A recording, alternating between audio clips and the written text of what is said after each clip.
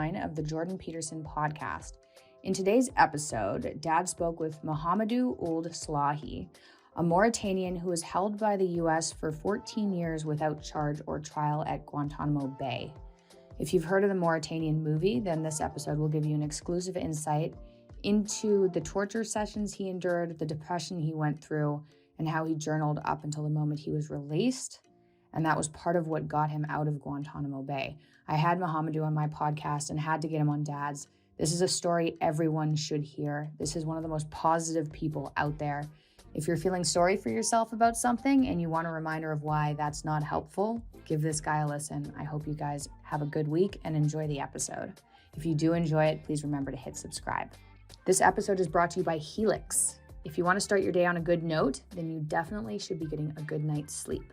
I moved to Franklin, Tennessee, which I'm actually leaving because I'm allergic to everything green, but I did get to buy a new Helix mattress, Midnight Luxe, my favorite. Helix Sleep has this quiz you take in about 2 minutes and it matches you with your perfect mattress, depending on all your needs and even body type. Helix knows that everyone's different, so that's why they offer such a variety of options ranging from soft, medium, firm. Mattress is great for cooling you down if you sleep hot. Mattress is great for spinal alignment to prevent morning aches and pains, to even a Helix Plus mattress for plus-size sleepers. Helix was awarded the #1 best overall mattress pick of 2020 by GQ and Wired magazine. They've been recommended by multiple leading chiropractors and doctors of sleep medicine as a go-to solution for improving sleep. Mix that with a cold room and blackout curtains and you're good to go. I took my quiz and I was matched with Midnight Luxe, the perfect mattress for me, and I love it. I left it in Toronto, but it is coming to me now. I've ordered a new one. I'm stoked. If you're looking for a good mattress, just take the quiz. You order the mattress that you're matched to, and it comes right to your doorstep and is shipped for free. You don't have to go to the store. Just go to helixsleep.com/Jordan, take their 2-minute sleep quiz, and they'll match you to a customized mattress that will give you the best sleep of your life. Helix has a 10-year warranty. You get to try it out for 100 nights risk-free. They'll even pick it up for you if you don't love it, but you will. Helix even has financing options and flexible payment plans, so a great night's sleep is never very far away. Helix is offering up to $200 off all mattress orders and 2 free pillows for our listeners at helixsleep.com/Jordan. That's helixsleep.com/Jordan. This is my favorite mattress out there, hands down.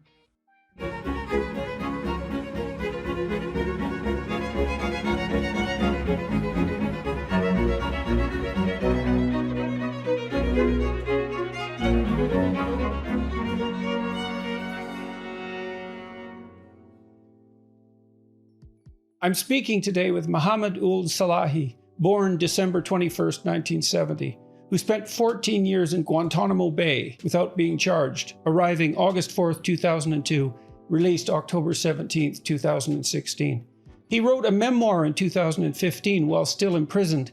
The US government declassified it in 2012 with numerous redactions. It was the first work by a still imprisoned Guantanamo detainee. Published in 2015, it became an international bestseller. It details Slahi's experience of being force-fed seawater, sexually molested, subjected to a mock execution, repeatedly beaten, kicked and smashed across the face, and all spiced with threats that his mother would be brought to Guantanamo and gang raped. Prison officials prevented Slahi from receiving a copy of his published book. The Mauritanian, a film adaptation of the memoir, was released on February 12th this year, directed by Kevin MacDonald and starring Jodie Foster, Tahar Rahim, Benedict Cumberbatch, and Shailene Woodley. He's been living in Mauritania since his release. He reattained his passport last year and has been attempting to gain permission to travel, not least to Germany, to see his son. Thank you so much for inviting me today in your program. And I feel truly honored to talk to you and to your audience. My name is Mohamedou Ould Slahi. I come from Mauritania. I was born in the south. My father was a camel herder. I don't know any father of mine who wasn't a camel herder of sort. And my dream was to grow to be a camel herder just like my father. But this dream was cut short because of the successive drought that hit the country in the 70s and the 80s. So all our camels died, and we had only very few that couldn't sustain the life of a big family. So we are 12 siblings from the same father and the same mother. So my mother decided single-handedly to move the family against the will of my father near the city for the children to find jobs and just to make a livelihood, because my father was hanging on a dream that would never materialize. So he was living in this fantasy that he could recuperate, but that's how many camels did your father have? And you were living in a rural area at that point, obviously. Yes. So I heard, so when the thing I remember, it's like a dozen, a little bit over a dozen. And then they became fewer and fewer. So when my father died, when I was 11, we had only like several, maybe 3, 4.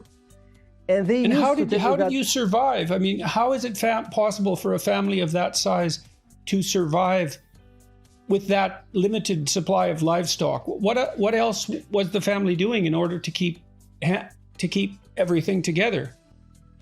So my mother decided that the kids need to abandon this lifestyle and find jobs in the cities. So my oldest brother went to Senegal, across the border. We were just at the border, southern border to Senegal.